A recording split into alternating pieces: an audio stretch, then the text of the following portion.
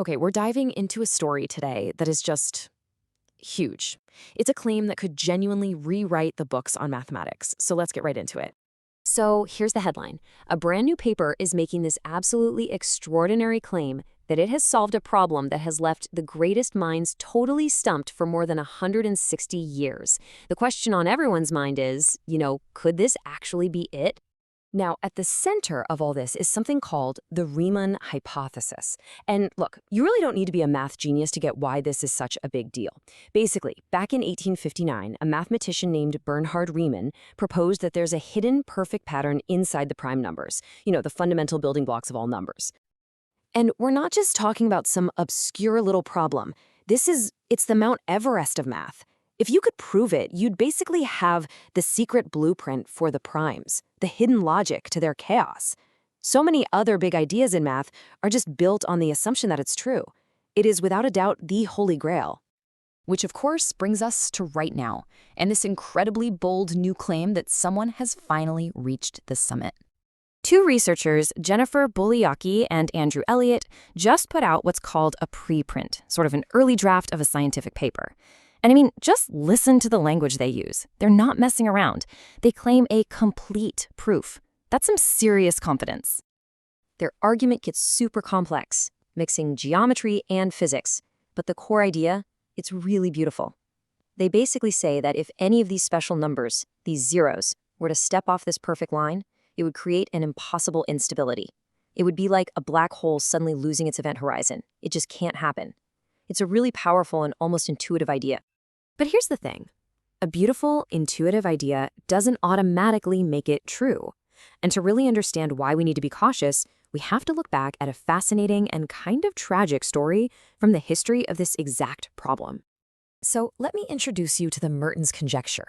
Now, just like the Riemann hypothesis, it's all about finding a deep pattern in the prime numbers, but it looks way, way simpler. It basically says that this one particular function, which kind of zigzags around, never goes too wild. It always stays inside a nice, predictable boundary.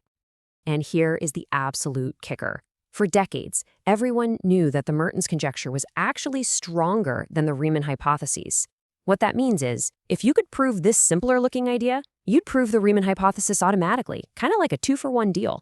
So naturally, the hunt was on. And for the better part of a century, all the evidence, all of it, pointed in one direction. The Merton's conjecture had to be true.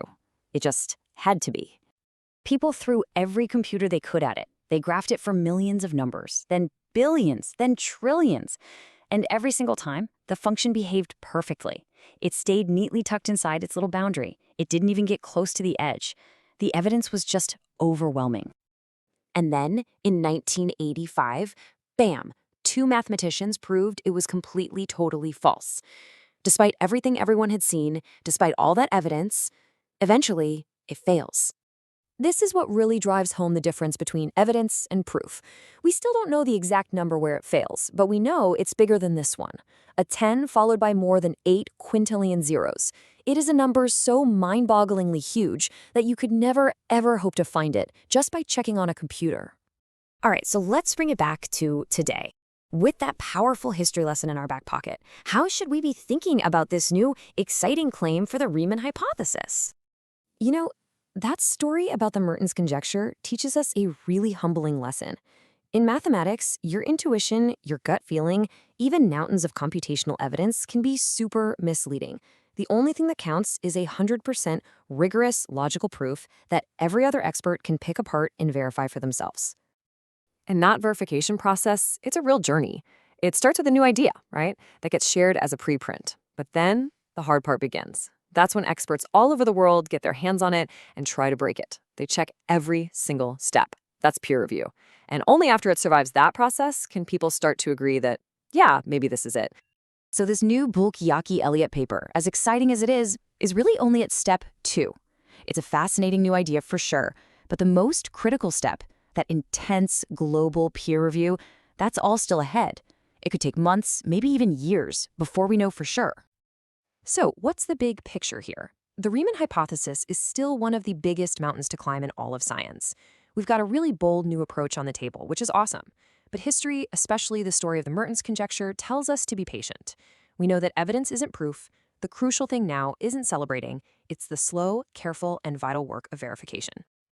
And really, it all leaves us with this deeper question, right? This whole story is just such a powerful reminder of how hard it is to know something for sure and the incredible process it takes to separate what feels true from what we can actually prove is certain.